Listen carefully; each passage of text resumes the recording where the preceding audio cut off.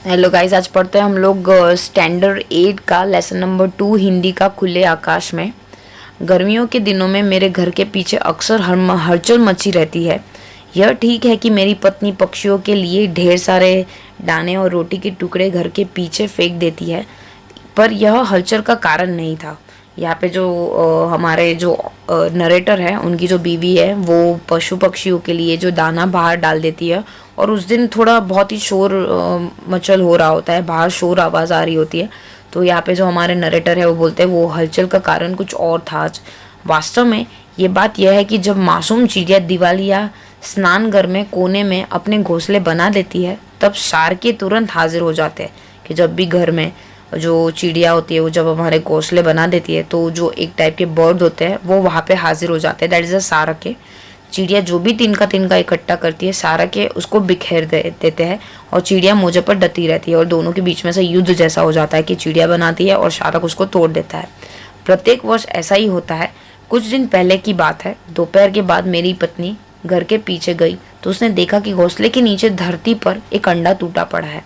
Actually every year होता था उनके घर पे। तो एक बारी उनकी पत्नी जब दोपहर को ये देखने जाती है तो एक अंडा नीचे गिरा पड़ा होता है। तो वो गुस्से में आकर बोलती है, यह शाहरुख की शरारत है, मैं शाहरुख को इस घर में नहीं आने दूंगी। पक्षियों पर कोई पाबंदी नहीं लगाई जा सकती। यहाँ पे हमारे जो नरेटर है वो बोलते हैं, चिड़िया ने हमारे घर की घोंसला बनाकर अंडे दिए हैं, हमारा फर्ज है उनकी रखवाली करना। उस दिन बात वही समाप्त हो गई। उन्होंने बोला, उनकी पत्नी ने, कि यार हमारा जब चिड़िया ने हमारा जो घोंसला बनाया, अभी हमारी बारी है उसकी रखवाली करने के लिए। फिर वो बात वहाँ पे छिड़ी और फिर वो भूल ही गए सब। कॉलेज में छुट्टियाँ थी और मैं सप्त सिंधु के लोगों के बारे में मैं अपना शोध पत्र पूरा कर रहा था। कि यहाँ पे जो नरेटर है वो अपना शोध पत्र पूरा कर रहे थे सप्त सिंधु के लोगों के बारे में, जिसका सार यह था कि वैदिक काल में आर्य लोगों से लेकर आज तक सप्त सिंधु तथा अथवा पंजाब के लोगों को विदेशी हमलावरों और प्रकृति की निर्दयी शक्तियों से युद्ध करना पड़ा है। बोले कि वैदिक काल से ही हम लोग को आर्य लोगों से लेके सप्त सिंधु तक पंजाब के सभी लोगों को, जो भी फॉरेनर आए थे हमारे इंडिया में, उनके सामने हमें युद्ध करना ही पड़ा था। तब जाकर वे अपने आप को इस धरती पर स्थापित कर सके और तब जाके वो हमारी ये धरती पर अपने आप को बना सके। अब तो इस धरती पर वातावरण में ऐसे शौर्यपूर्ण भाव प्राप्त है जो हर किसी को जुल्म के विरोध खड़े होने के लिए प्रेरित करते हैं। और वो बताते हैं कि किस हिसाब से आजकल हम ऐसे बन गए हैं कि कोई भी प्रॉब्लम्स आए तो उसको सही करके, उसको सॉल्व करके वही खड़ा हो सकता है। एक दिन दोपहर के वक्त मेरी आंख लगी ही थी कि मैंने घर के पिछवाड़े में पक्षियों की चीख पुकार और बहुत जोर शोर सुना। उन्होंने बोले एक दोपहर को मेरे को नींद आ गई थी और मैंने पीछे के साइड पे देखा तो सब शोरगुल सुनाई दे रहा था। मैं तुरंत उठकर बैठ गया और जो हमारे नरेटर है वो एकदम बैठ गए। मेरी पत्नी कह रही थी, ये शार्क की चिड़िया के बच्चे को नहीं छोड़ेगी। दोनों ऐसे लड़ रहे थे। सो उन्होंने बोला, नरेटर ने, क्या कर लेगी? तो उसने बोली, मार देगी यार उसको।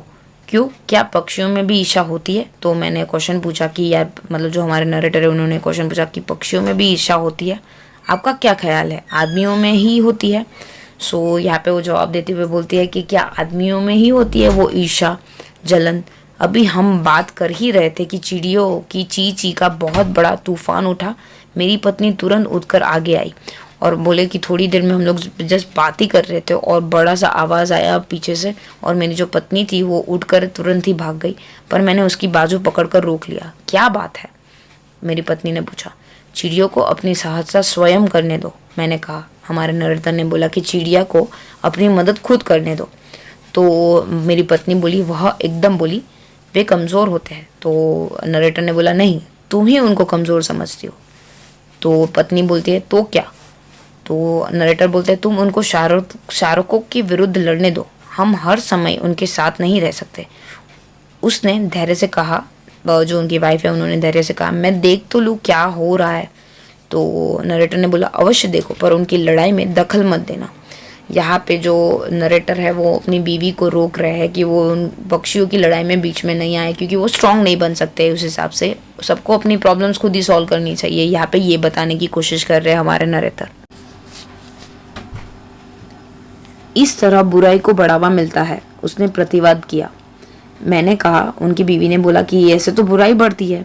तो नरेटर बोले, जिसके साथ बुरा होता है वह भी तो बुराई के विरुद्ध डटे। बोले जिसके साथ बुरा हुआ है उनका भी तो फर्ज बनता है कि वो बुराई के सामने लड़े। तो यहाँ पे उन्होंने बोला, उनकी पत्नी ने, अच्छा फिर लड़ने दो। पत्नी ने बात खत्म कर दी वहीं पे।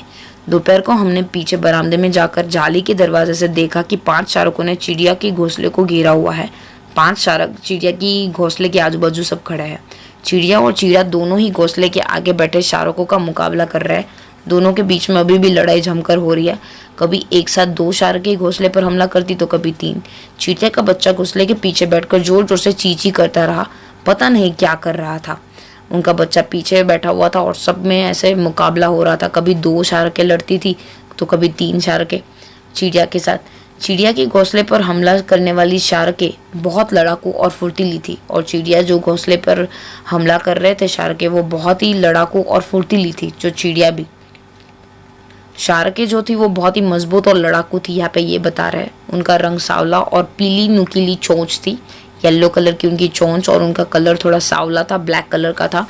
और राइटर ने, मतलब जो हमारे नरेटर है, उन्होंने अपनी पत्नी को हंसकर बोला, शावकों का रंग इनकी ईर्ष्या के कारण ही सांवला हुआ होगा। बोले कि जो शावक है वो काले इसीलिए दिखते हैं क्योंकि वो ईर्ष्यालु होते हैं, इसलिए। उस समय जितने गुस्से में शावकों ने चिड़िया पर हमला किया और चिड़िया ने उस पर हमले को रोका, वैसे अक्सर इंसान भी नहीं कर सकते। और दोनों के बीच में जो लड़ाई हुई और जो चिड़िया अपने आप को प्रोटेक्ट कर रही थी, वो बोले इंसान भी ऐसा नहीं कर सकते। दोपहर का समय था और पक्षी एक दूसरे का मुकाबला कर कर थक गए थे। सब अभी थक गए थे। ऐसा लग रहा था कि शावकों ने निराश हो गए हैं। उनकी उड़ान में पहले जैसा उत्साह नहीं था। अब जब लड़ते लड़ते थक गए तो वो पहले की तरह नहीं उड़ पा रहे थे। चिड़िया और चीड़ा भी डटे हुए थे। चिड़िया और चीड़ा भी वही के वही थे। थोड़े थक तो गए थे, सांस थोड़ी तेज भी हो रही थी, ऐसे देखने को मिलता था। उनको लग रहा था कि अगर आज वे अपने बच्चों को ना बचा सके तो शर्म से मर जाएंगे। ऐसे अगर हम लोग दूर से देखेंगे तो ऐसा अंदाज़ा लगाया जा सकता है। तो यहाँ पे नरेटर ने पूछा, बात क्या है? तो पत्नी ने बोला, एक बिल्ली भी घोंसले के अंदर झांक रही है। वह ऊपर नहीं पहुँच सकती, बस खाली वो ऊपर की तरफ जा नहीं रही है, बस उतना ही है। तो नरेटर बोलते, चिड़िया के बहुत दुश्मन है। मैंने कहा, पर फिर भी ये जगह होती है, खुले आकाश में विचरण है और कभी किसी का भय नहीं मानती। और चिड़िया ऐसी होती है जो किसी का डर में नहीं रहती। उस समय हमने देखा कि चिड़िया चींची करके शावकों को ललकार रही है कि हिम्मत है तो मुकाबला करो। तो यहाँ पे नरेटर बोलते हैं, हमलावर में तब तक ही हिम्मत होती है जब तक कोई उसका मुकाबला नहीं करता, क्योंकि जुल्म करने वाले के पास प्राकृतिक शक्ति नहीं होती है। हमलावर मतलब जो भी हमला करता है वो, उसमें तभी ताकत होती है जब तक मुकाबला नहीं करने वाला कोई हो, मतलब मुकाबला करने के लिए कोई सामने रेडी हो, तब तक ही हमलावर उसको हमला करता है। अगर उसमें शक्ति ही नहीं है, हमलावर उनको अटैक ही नहीं कर रहा है, तो मुकाबलावर जो मुकाबला कर रहा है वो कैसे वहीं पे रहेगा? मतलब मुकाबला वाला मुकाबला नहीं कर सकता जब तक हमलावर उसको हमला ना करे, क्योंकि जुल्म करने के पास प्राकृतिक शक्ति नहीं होती है, क्योंकि उनके पास अंदर नेचुरल शक्ति नहीं होती है। सूरज पश्चिम की ओर अस्त हो रहा था। हम लोग बरामदे में बैठे शाम की चाय पी रहे थे।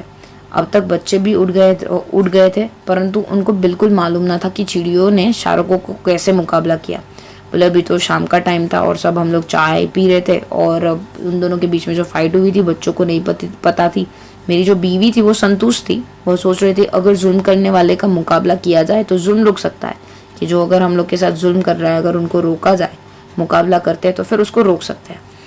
अभी हमने चाय खत्म ही नहीं की थी कि पीछे से फिर से पक्षियों का शोर उठा। फिर वापस से वो लोग आवाज करने लगे, एक दूसरे को मारने लगे। बेटा तेजी से आंगन की ओर बढ़ा और फिर तुरंत वापस आ गया, और जो उनका छोटा बेटा था, वो बेटा था उनका, तो वो वापस से आंगन की ओर गया और वापस आया। बोला, मम्मी जी भाग कर आओ। हम सभी जल्दी के पिछवाड़े की ओर गए। दृश्य सचमुच दिलचस्प था। सब एक दूसरे के साथ लड़ रहे थे एक्चुअली। चिड़िया का बच्चा घोंसले में से निकलकर आंगन में आ गया है और सारी चिड़िया उसके साथ उड़ना सीख रही है। उसके पर उड़ने की पूरी तरह तैयार थे और उसका शरीर एकदम ताकतवर था। उसका जो बच्चा था चिड़िया का, वो अभी उड़ने के लिए रेडी हो रहा था। यह तो कुछ ही दिनों में इतना बड़ा हो गया है। उनकी पत्नी ने मुस्कुराकर वो खुश होकर बोला, यहाँ पे नरेटर बोल रहे, तुम्हें मालूम नहीं, मुकाबला आदमी को शक्तिशाली बना देता है, कि जब भी मुकाबला करते हैं इंसान तो वो शक्तिशाली हो जाता है। अगले ही पल एक जोरदार चींची की आवाज गूंजी और वह बच्चा पूरे जोर से दीवार के ऊपर बिजली के तारों को पार करता हुआ विस्तृत खुले आकाश में उड़ गया। और इस हिसाब से वो जो छोटा बच्चा था उसकी आवाज आई चींची की और वो पूरी आज़ादी से पंख फैलाकर खुले आसमान में उड़ गया। Thank you for watching. अगर आपको वीडियो पसंद आई है तो प्लीज़ लाइक कर दीजिए और ज़रूर बताइए कि आपको वीडियो कैसी लगी कमेंट बॉक्स में।